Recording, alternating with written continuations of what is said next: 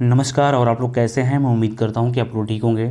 इस वीडियो में डिस्कस करेंगे कि बिहार कांस्टेबल की जो वैकेंसी आई हुई है, जिसमें आप लोग का काफ़ी डाउट था। बीच में मैं किसी रीज़न की वजह से वीडियो नहीं बना पाया, थोड़ा सा फैमिली इशू हो गया था और हेल्थ इशू भी हो गया था, जिसकी वजह से मैं वीडियो नहीं बना पाया था।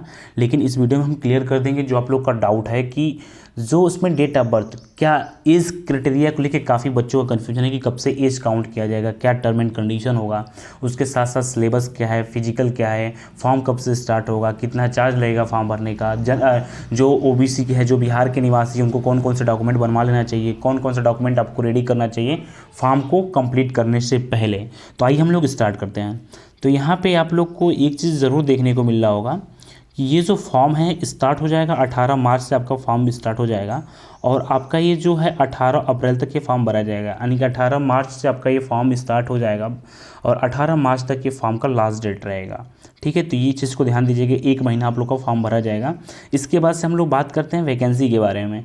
जो हम लोग की वैकेंसी है, कितने पोस्ट पे, किस किस डिपार्टमेंट में कितने पोस्ट पे ये आपकी वैकेंसी है, इस चीज़ को भी आप लोग को जानना काफ़ी ज़रूरी है। मैं इस चीज़ को यहाँ पे कर देता हूँ। देखिए यहाँ से टोटल पोस्ट है मेल का कितना है। मेल का जो पोस्ट है आपका 19,838 पोस्ट पे मेल के लिए वैकेंसी है। 6,717 पोस्ट पे फीमेल के लिए वैकेंसी है।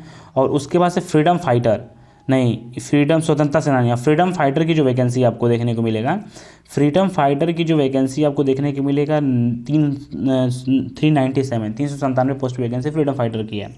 अब हम लोग डिपार्टमेंट, किस किस डिपार्टमेंट में कितनी कितनी वैकेंसी है, ये चीज़ भी आप लोग को जानना बेहद ज़रूरी है। तो अब हम लोग यहाँ पे बात करते हैं। एक सेकेंड, थोड़ा सा फ्लक्चुएट कर गया, कोई दिक्कत नहीं है, आप लोग को दिख रहा होगा। एक सेकेंड, थोड़ा सा, हाँ चलिए। तो ये चीज़ अब हम लोग यहाँ पे ये चीज़ डिस्कस करते हैं किस किस डिपार्टमेंट में कितनी कितनी वैकेंसी है। देखिए जनरल की जो वैकेंसी है जनरल की जो वैकेंसी है वो आपकी 7,935 वैकेंसी जनरल की है। और जनरल मेल की वैकेंसी 7,935 है। जनरल फीमेल की वैकेंसी 2,777 है। ईडब्ल्यूएस की वैकेंसी 1,983 है। और ईडब्ल्यूएस फीमेल की वैकेंसी 694 है। 3,174 पोस्ट वैकेंसी एससी की है। 1,111 पोस्ट वैकेंसी फीमेल की है, यानी कि फीमेल एससी की है। मेल एसटी की वैकेंसी कितनी है? 199 है। मेल एसटी की, फीमेल एसटी की वैकेंसी 70 है। ईबीसी, बिहार में होता है बीसी ईबीसी, ईबीसी की जो वैकेंसी है 3,571 पोस्ट पे ईबीसी की वैकेंसी आई हुई है मेल के लिए। और 1,250 जो आपकी सीटें हैं वो ईबीसी फीमेल के लिए आया हुआ है। बीसी मेल के लिए 2,381 पोस्ट मेल के लिए है। और बीसी फीमेल के लिए 815 पोस्ट फीमेल के लिए है। उसके बाद से फिर हम लोग बात कर लेते हैं बीसीडब्ल्यू, पिछड़े वर्ग महिलाओं के लिए जो सीट है 595 पोस्ट पे महिलाओं के लिए सीट है। और बाकी मेल के लिए 595 पोस्ट जो है आपकी मेल के लिए, फीमेल के लिए कोई सीट नहीं है। आपको यहाँ पे 0 दिख रहा होगा। टोटल पोस्ट हमने आपको बताया है कि 19,838 पोस्ट पे वैकेंसी आपका मेल का है। 6,717 पोस्ट आपका फीमेल का है। और उसके बाद से आपका फ्रीडम फाइटर की जो पोस्ट है 3,997 है। तो ये तो आप लोग का पोस्ट के बारे में आप लोग को इन्फॉर्मेशन मिल गया है।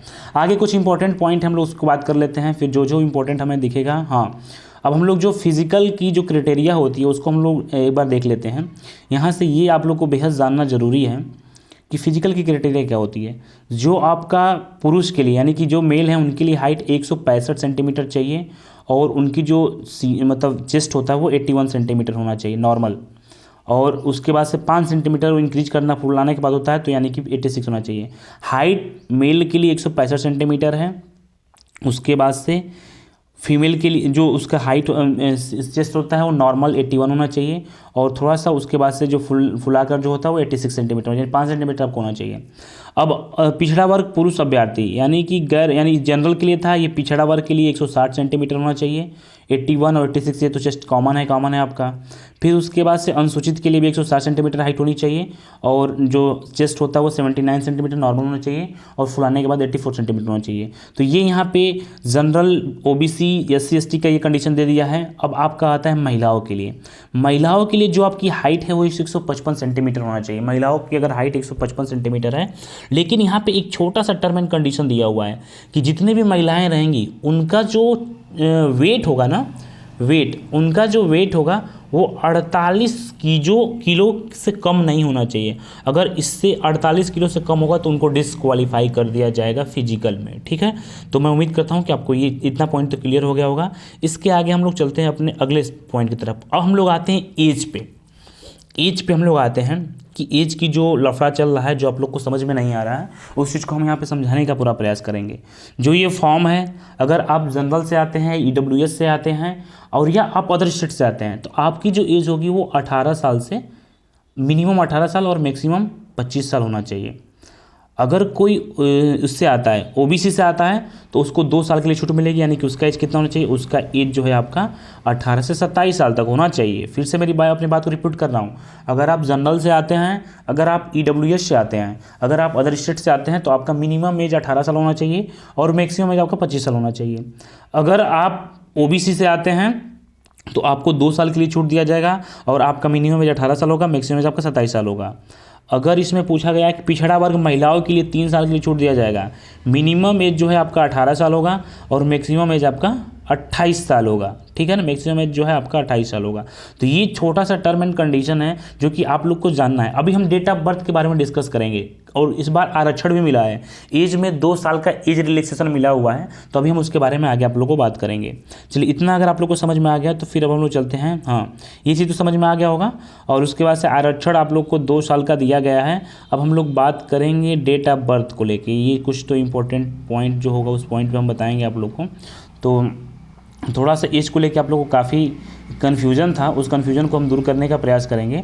और जैसा कि आप सभी लोग को पता है कि ये जो वैकेंसी आई हुई है, इसका कंप्लीट होने का प्रोसेस क्या होता है। पहले आपका रिटन एग्ज़ाम होगा, रिटन एग्ज़ाम के जस्ट बाद, जैसे रिटन एग्ज़ाम हो जाएगा उसके बाद आपका फिजिकल होगा, फिर आपका डॉक्यूमेंट वेरिफिकेशन और मेडिकल होगा। और जो आपका मेरिट लिस्ट बनेगी वो आपका फिजिकल की बेसिस पे मेरिट लिस्ट बनेगी। पहले आपका रिटन एग्ज़ाम कराया जाएगा, यहाँ पे लिखा होगा रिटन एग्ज़ाम कराया जाएगा। और रिटन एग्ज़ाम में आप लोग का हिंदी, अंग्रेजी, गणित, आपका GS का पोर्शन पूरा रहता है, फिजिक्स, केमिस्ट्री, बायोलॉजी रहता है। 100 नंबर का पेपर आपका कराया जाएगा, 100 नंबर का पेपर कराया जाएगा, 100 क्वेश्चन 100 नंबर का रहता है।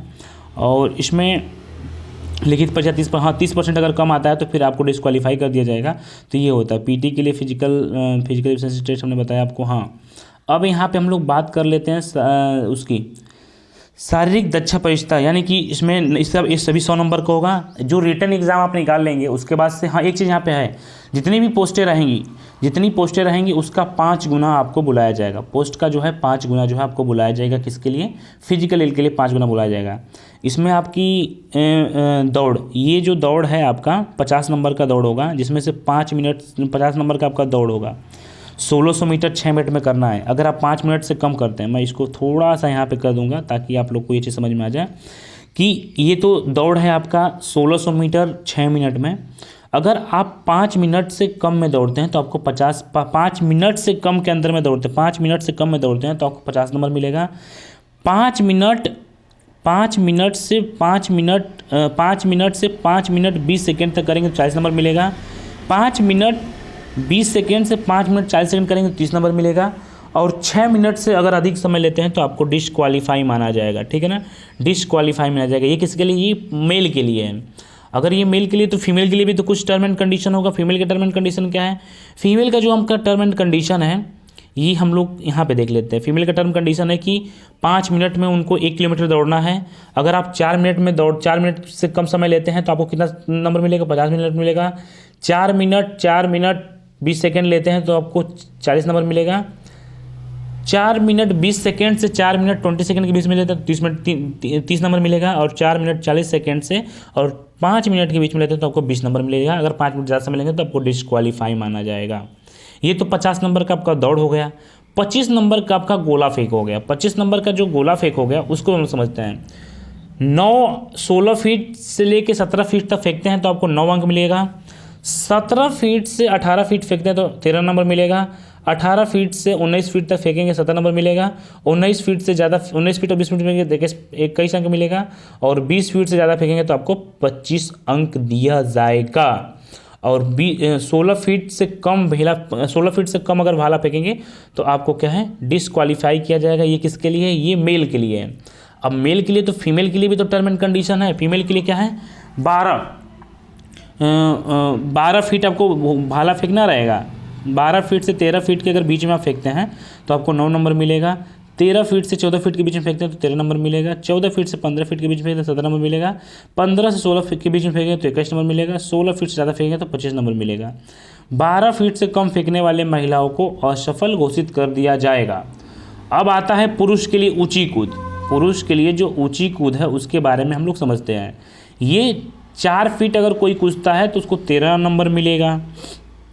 4 फीट 4 इंच कूदता है तो उसको 17 नंबर दिया जाएगा। ठीक है, 17 नंबर दिया जाएगा। और 4 फीट 8 इंच 4 फीट 8 इंच करता है तो उसको 21 नंबर दिया जाएगा। 5 फीट फेंकता है तो उसको 25 नंबर दिया जाएगा।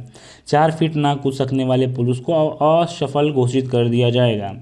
सभी कोटि महिलाओं के लिए जो टर्म एंड कंडीशन है कि 3 फीट अगर वो कूदती हैं तो उनको 13 नंबर मिलेगा। 3 फीट 4 इंच कूदती है 17 नंबर मिलेगा। 3 फीट 8 इंच कूदती है 21 नंबर मिलेगा। और 4 फीट में 25 नंबर मिलेगा। 3 फीट जो नहीं कूद सकता है उसको असफल घोषित कर दिया जाएगा। तो ये आपका होता है। उसके बाद आपका डॉक्यूमेंट वेरिफिकेशन हो जाएगा। अगर आप फिजिकल में पास हो जाएंगे, जो आपकी मेरिट लिस्ट बनेगी वो आपकी फिजिकल के बेसिस पर बनेगी। और उसके बाद से क्या है, अब उसके बाद से ये चीज़ तो हमने आपको बता दिया है। और कुछ हम लोग डॉक्यूमेंट के बारे में बात कर लेते हैं, क्या क्या डॉक्यूमेंट आप लोग को बनवा लेना चाहिए। पहले तो आप लोग को 10th का डॉक्यूमेंट होना चाहिए आपके पास। फोटो मतलब आधार कार्ड, वोटर आईडी जो भी हो, मतलब एक आपके पास ओरिजिनल आईडी होनी चाहिए। पैन कार्ड भी हो सकता है, आधार कार्ड भी हो सकता है, ड्राइविंग लाइसेंस भी हो सकता है। आपका 10th की मार्कशीट होनी चाहिए, 12th की मार्कशीट होनी चाहिए। अगर कोई SC ST से आता है तो उसको जाति प्रमाण पत्र बनवाना है। BC से आता है तो कोई उसको अपना BC जो भी आपका creamy layer non creamy layer होता है वो आप लोग को बनवाना कंपलसरी है। अब कुछ यहाँ पे इम्पोर्टेंट पॉइंट है, उस चीज़ को हम बता देते हैं कि कब तक आप लोग का जो डॉक्यूमेंट है वो वैलिड रहेगा। डॉक्यूमेंट, हाँ, अब हम लोग फ़ीस की बात कर लेते हैं। जो हमारी फ़ीस होगी, देखिए फ़ीस जो है 180 रुपये लगेगा।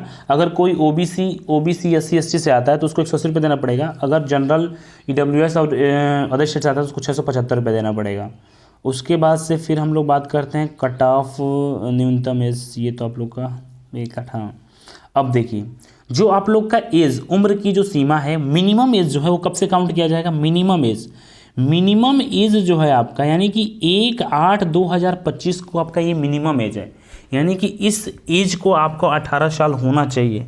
इस एज को आपका मिनिमम 18 साल होना चाहिए। इस एज को अगर आप इस एज तक 18 साल नहीं हो रहे हैं तो फिर आपको थोड़ा सा आप इस फॉर्म को नहीं भर पाएंगे। और अधिकतम एज क्या है, अधिकतम एज जो है आप लोग का यहाँ पे अधिकतम एज 1/8/2023। देखिए यहाँ पे मैं आप लोग को बता दे रहा हूँ कि मिनिमम एज जो है आपका, अभी ऊपर बताया हूँ ना, मिनिमम एज आपका 1/8/2025 है। लेकिन जो मैक्सिमम एज है आपका यहाँ पे एज लिस्ट मिल रहा है वो आपको 1/8/2023 तक आपका 25 साल होना चाहिए मैक्सिमम, अगर जनरल से कोई फॉर्म भर रहा है तो ये थोड़ा सा आप लोग को इस बार एज रिलैक्सेशन दे दिया गया है। यहाँ पे लिखा भी गया है कि अधिकतम उम्र के लिए बिहार पुलिस एवं बिहार विशेष सशस्त्र पुलिस में सिपाही पद पर नियुक्ति के लिए पिछला विज्ञापन 1/2023 में कट ऑफ 1/8/2022 था होने के कारण सामान्य प्रशासन विभाग बिहार सरकार तत्कालिक कर्मियों एवं प्रशासनिक सुधार विभाग का पत्र संख्या इतना से पटना इतना और 23/1/2006 के आलोकन में दिनांक 1/8/2023, यानी कि आपका मिनिमम एज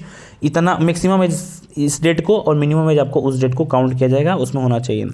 अब हम लोग बात कर लेते हैं थोड़ा सा यहाँ पे, तो आवेदन जैसे जो आपका डॉक्यूमेंट होगा, डॉक्यूमेंट के बाद ये जो आपके डॉक्यूमेंट है साक्षरता, जो आप 10th के डॉक्यूमेंट लगाएंगे वो आपका कब तक होना चाहिए आपके पास, ये चीज़ देख लीजिएगा, क्योंकि बीच में बवाल भी हुआ था, बीच में बहुत बड़ा धरना दिया गया था। तो ये आपके पास डॉक्यूमेंट होना चाहिए कि जो आपका डॉक्यूमेंट है वो 18 अरे यार एक सेकेंड, हाँ देखिए यहाँ पे थोड़ा सा हम लोग कहाँ पे थे, हाँ आते हैं अपने पॉइंट पे, यहाँ पे आते हैं। तो 18/4 देखिए 18/4/2025 तक आपके पास हर एक डॉक्यूमेंट होना चाहिए। चाहे अगर आप बिहार से बिलोंग करते हैं तो आप अभी अपने डॉक्यूमेंट को बनवा लीजिए, चाहे वो क्रीमी लेयर हो चाहे नॉन क्रीमी लेयर हो, चाहे आपको जाति प्रमाण पत्र बनवाना हो, EWS बनाना हो, आपको सब डॉक्यूमेंट आपको इससे पहले आपको बनवा लेना है ताकि बाद में किसी प्रकार की कोई लफड़ा ना हो। तो मैं उम्मीद करता हूँ कि आप लोग को ये चीज़ समझ में आ गया होगा। मैंने आप सभी को बता दिया है कि इसका जो फॉर्म है 18/3/2025 से स्टार्ट होगा और 18/4/2025 को फॉर्म का लास्ट डेट, 1 महीना फॉर्म भरा जाएगा और 18/4/2025 से पहले आपका सभी डॉक्यूमेंट बनवा लेना लेना है। बाकी जिस दिन फॉर्म स्टार्ट होगा मैं एक शॉर्ट वीडियो बना के आप लोग को बता दूंगा कैसे फॉर्म को फिल करना है। बाकी किसी स्टूडेंट को किसी प्रकार की कोई दिक्कत हो, कोई डाउट हो, कोई कन्फ्यूजन हो तो इस वीडियो के डिस्क्रिप्शन टेलीग्राम चैनल है, व्हाट्सअप नंबर है, आप हमसे वहाँ से कॉन्टेक्ट भी कर सकते हैं। और जितने भी लोग इंटरेस्टेड हैं, जितने भी लोग बिहार के निवासी हैं, पहले आप लोग अपना डॉक्यूमेंट बनवा लीजिए। और अगर कोई अदर स्टेट का है तो उसको डॉक्यूमेंट बनवाने की किसी प्रकार की कोई जरूरत नहीं है, क्योंकि आप जनरल में फाइट करेंगे तो ना तो आपको डोमिसाइल बनवाना पड़ेगा, ना तो आपको कास्ट सर्टिफिकेट बनवाना पड़ेगा। आप जनरल में ऐसे एज इट इज फाइट कर लेंगे, बस आपको फॉर्म का चार्ज 675 रुपये देना पड़ेगा। अगर कोई बिहार का है, जो बिहार का निवासी है, तो आपको डोमिसाइल सर्टिफिकेट बनवाना कंपलसरी है। इस बनवा लेंगे, अभी डॉक्यूमेंट बनवा लीजिए, आपके पास समय है। बाकी मिलते हैं किसी नेक्स्ट वीडियो में। धन्यवाद, जय हिंद।